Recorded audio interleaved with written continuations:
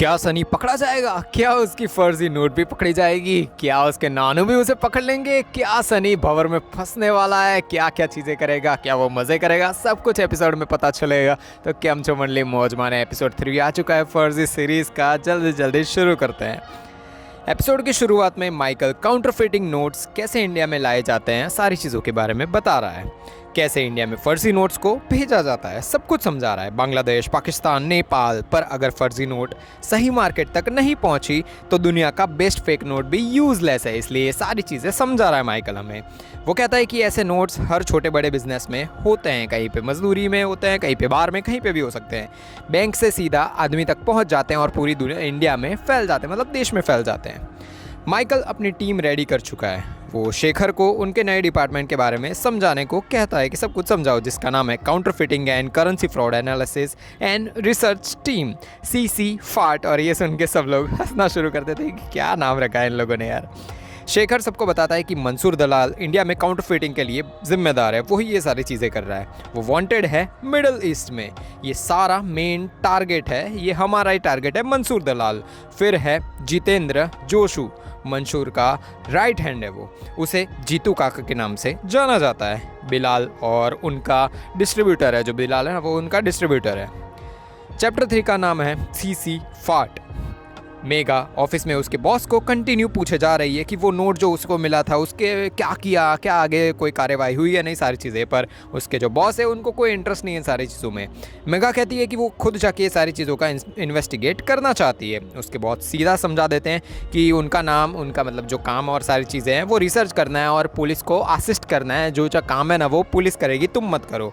तो मेगा कहती है कि NIA के लिए ये बस एक फेक नोट है, पर हमें इंपॉर्टेंट हो सकता है। हम वेट करते रहेंगे तो ये स्कैमर और भी ज़्यादा मास लेवल पे ये सारी चीज़ें जो 500 की नोट मैंने देखी थी वो फैला सकता है। फिर हमारे डिटेक्टर्स जो हमने बनाया वो भी इसे नहीं रोक पाएंगे। उसका बॉस उसे भगा देता है कि जाओ, तुम्हें ये सारी चीज़ों में तुम्हें नहीं पड़ना है। बिल्डर स्केच मांझा को थोड़ा बड़ा ऑर्डर दे देता है। मांझा अनीस को देता है, अनीस फिरोज को। ऑर्डर ही ऑर्डर चल रहा है भाई। अभी तो सनी एकदम अलग ही लेवल पे उसका काम चल रहा है। माइकल काठमांडू से पकड़े गए फेक नोट्स टेस्टिंग के लिए लेने पहुंच चुका है। माइकल फर्जी नोट से ही मार्केट से फ़ोन लेने जाता है। वो और शेखर सीधा मार्केट में ही नोट्स को यूज़ कर लेते हैं। माइकल और उसके मतलब उसके मिजाज ही अलग है यार। वो फेक नोट्स को यूज़ करने वहाँ पे जो मार्केट है ना मोबाइल का, वहीं पे जाके पहुँच चुका है और ले भी लेता है फ़ोन। सनी लोगों को एक बार में बुलाया जाता है। वो बार है भाई, नाच गाना चल रहा है वहाँ पे। वो एक बिल्डर से मिलने जाते हैं जो किसी और से मिलवाने ले जाता है। केसर भाई दोषी MLA गुजरात के हैं। सनी लोग केसर भाई से मिलते हैं। वो 20 करोड़ का ऑर्डर देता है नकली फर्जी नोट्स का, और सनी लोग भी एक्सेप्ट कर लेते कि ठीक है भाई, ये ऑर्डर हम पूरा कर देंगे। बिल्डर 2 हफ्ते में ऑर्डर क्लियर करने के लिए कहता है और डिलीवरी भी सनी लोगों को जाके उनके वहीं पे करनी होगी, वो भी सूरत जाके। सनी थोड़ा बहुत टेंशन में आ जाता है कि क्रॉस बॉर्डर डिलीवरी बहुत ही ज़्यादा खतरनाक है, पकड़े गए तो बहुत ज़्यादा प्रॉब्लम्स हो सकती है। चाचू वापस गुस्से में आ चुके हैं। वो कहते हैं कि आखिरी बार बोल के यार कितनी बार तुम लोग ये काम करवाते रहोगे, आदत हो गई है तुम लोगों की। इतना बड़ा ऑर्डर सनी तुमने लिया क्यों, और ये इसमें रिस्क है बहुत ही ज़्यादा। सनी उनको समझा देता है चाचू को, पर यार वो कहाँ ही मानेंगे, उनको वैसे भी इतने ज़्यादा ये काम नहीं करना है ये वाला, पर मजबूरी थी तो वो भी साथ में सनी लोगों के। माइकल उसके बेटे की बर्थडे पार्टी में पहुंच चुका है। माइकल व्योम जो उसका बेटा है उसको पूछता है कि पढ़ाई कैसे चल रही है। तो व्योम बताता है कि अर्जुन अंकल है ना, वो माइकल के जो बीवी है ना उसके बेस्ट फ्रेंड है, वो मुझे बहुत अच्छे से पढ़ाई करवा रहा है। माइकल की वाइफ उसे देखकर बिल्कुल भी खुश नहीं है। पता नहीं क्या चल रहा है इन लोगों के बीच में। माइकल उसकी वाइफ को कहता है कि वो व्योम को नेक्स्ट वीक ले जाएगा यहाँ से, पर उसकी वाइफ बोल देती है कि हमारा पहले से ही प्लान है, हम लोग वहाँ से जाने वाले हैं, तो तुम्हें नहीं मिलने वाला भाई हम व्योम, अभी हम जाएंगे। दोनों के बीच में आर्ग्यूमेंट शुरू हो जाते हैं, झगड़े शुरू हो जाते हैं। दोनों को एक दूसरे से बहुत ही ज़्यादा प्रॉब्लम है। फिर माइकल वहाँ से घर से चला जाता है। मेगा उसके बॉस को रेजिग्नेशन देती है क्योंकि उसको कहीं और ही काम करना है और उसको काउंटरफिटिंग के जो नोट्स चल रहे हैं और सारा भांडाफोड़ करना है, तो वो बॉस को डायरेक्ट रेजिग्नेशन देती है और वहाँ से निकल जाती है। सनी बिजनेस को आगे बढ़ाने के लिए, उसके लीगली आगे करने के लिए वो पेपर वर्क शुरू करवा देता है कि भाई पैसे को भाई लीगली तो करना है ना यार, ऐसे ऐसे थोड़ी वो यूज़ कर पाएंगे। तो वो लोग एक नकली जो दादा होता है ना, उनका आईडी और फिरोज़ और चाचू दोनों जाते हैं वो दादा के साथ और एक नई कंपनी सेट करवा देते हैं। कंपनी के लिए रिक्रूटमेंट्स भी शुरू कर दी जाती है, फ़ोन उठा के बात करनी होती है उस जॉब में और कुछ भी नहीं। कंपनी और वो 3 लैंग्वेज बोलने वाली एक लड़की को वो लोग ले भी लेते हैं। कंपनी का नाम है MKG पब्लिकेशन। कॉल और ऑर्डर आना शुरू, मतलब एक लीगल उनको चाहिए, जो पैसा वो लोग काउंटर फिटिंग और ये सारा बना रहे हैं वो कहीं पे काम तो करना चाहिए ना, तो उसी लिए लीगल बनाने के लिए सनी लोगों ने ये प्लान बनाया, पब्लिशिंग हाउस खोल दिया उनका छोटा बड़ा। मेघा माइकल लोगों की जो टीम है ना CC फार्ट, वहाँ उनके जहाँ पे टास्क फोर्स है वहाँ पे पहुँच जाती है। वो सीधा माइकल को जाके CT 600 के बारे में सारी चीज़ें बताती है कि ऐसे काम करता है वैसे करता है सारी चीज़ें। मेघा को माइकल की टास्क फोर्स में ज्वाइन करना है वो बताती है, उसे देश के लिए सेवा करनी है, काउंटर फिटिंग के सामने लड़ना है। माइकल की टीम में एक सिक्योरिटी एक्सपर्ट चाहिए होता है, तो वो डायरेक्ट बोल देती है कि मुझे यहाँ पे काम मतलब दे दो, तुम्हें भी अच्छा रहेगा। शेखर के दिए गए नकली नोट्स को चेक करके जो उनके पास CT 600 जो उसने बनाया है ना, वो चीज़ के बारे में बताती है और बोलती है कि ये जो 2000 का नोट है वो काठमांडू से है ना। तो भाई समझ जाते हैं शेखर और माइकल लोग कि भाई ये जो CT 600 है वो असली में काम करता है। वो बताती है कि CT 600 को हर देश के हर एक जो पैसे गिनने की मशीन होती है ना उसमें हम लगा सकते हैं, एक छोटी सी चिप है और वो हर जगह काम करेगी। अनीस और फिरोज़ उनकी पब्लिशिंग और डायरेक्टरीज के लिए पेपर लेने पहुंच चुके हैं एक जगह पे। वो लोग ऑर्डर्स देते हैं, भाई ऑफ कोर्स पेपर तो चाहिए और उनको पेपर किस लिए चाहिए वो हमको भी पता है। मेघा ऑफिस में बोर हो रही है, वो शेखर सर से सबसे कुछ ना कुछ बातें कर रही है यार कि भाई काम दो और सारी चीज़ें। वो 500 का पुराना नोट निकालती है फर्जी वाला और निकाल कर सीधा माइकल के पास पहुंच जाती है। वो माइकल को दिखाती है कि उसके पास जो 500 का नोट है वो फर्जी है। माइकल वो नोट देख के सीधा समझ जाता है कि ये एक सैंडविच नोट है।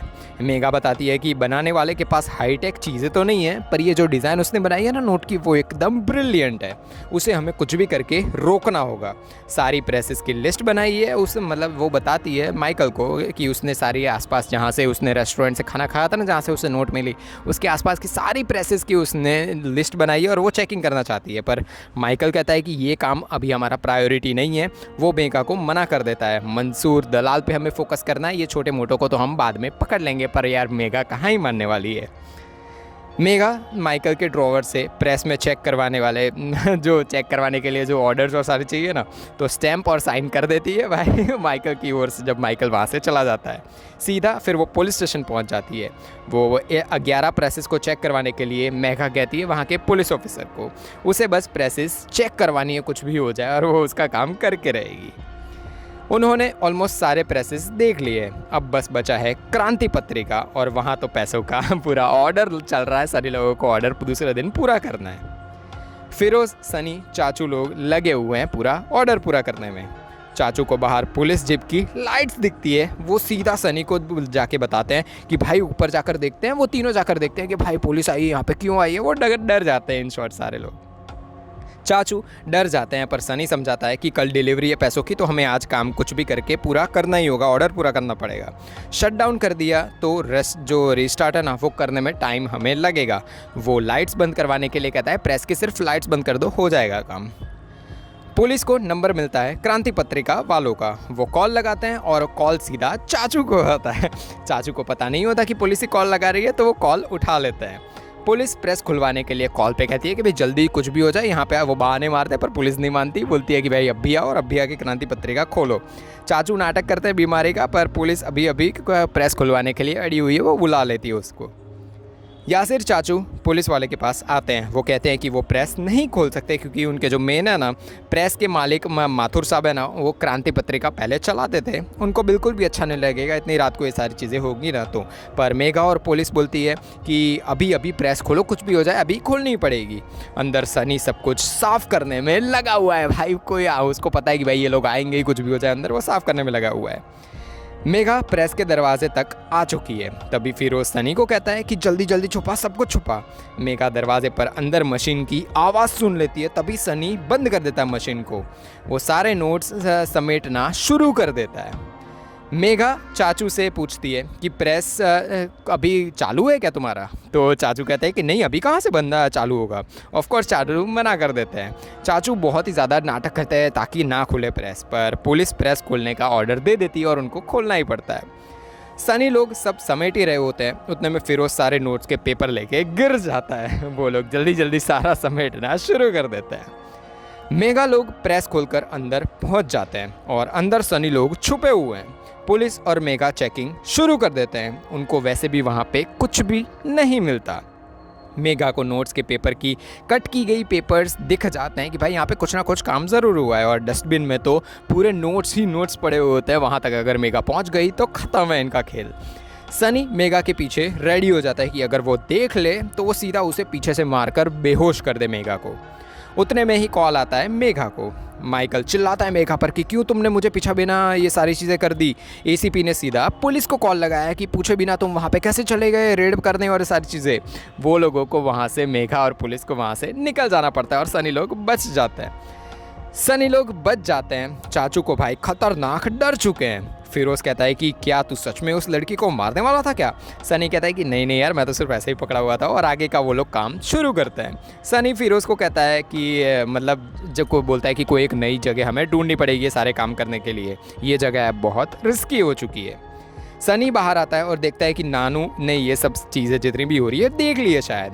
वो वहाँ पड़े पैसे लेकर आते हैं और सनी के सामने पैसे को लगा कर कहते हैं कि आज भाई पकड़े गए। उसको ऐसा लगता है अंदर से कि भाई पकड़े गए आज तो, पर नानू कहते हैं कि शायद ये पैसे उन्होंने ही रखे होंगे, रख के भूल गए होंगे टेबल के ऊपर। अक्सर वो भूल जाते हैं। वो उन पैसों को सनी को दे देता है और कहते हैं कि रतन को दे दो और प्रेस वापस ले लो। यानी ये सब कुछ भूल चुके हैं, उनको ये भी नहीं पता कि प्रेस वापस आ चुकी है। सनी सीधा चाचू को कहते हैं कि आपने पहले क्यों नहीं बताया कि नानू भूल जाते हैं और सारी चीज़ें। नानू की इतनी हालत ख़राब हो चुकी है, आपने पहले क्यों नहीं बताया। सनी लोकेशन बदलने के लिए कहता है कि भाई हमें यहाँ से कहीं और जाना होगा। वो कहता है कि पुलिस हमें पकड़ने आ गई तो भी कुछ लफड़े हो सकते हैं। तो ऊपर वाले का वो कहता है कि अगर पुलिस यहाँ पे आई और उन्होंने अभी तक हमें नहीं पकड़ा ना, तो ऊपर वाले का नया इशारा है कि हम आगे भी काम करते रहें, काम चलता रहेगा।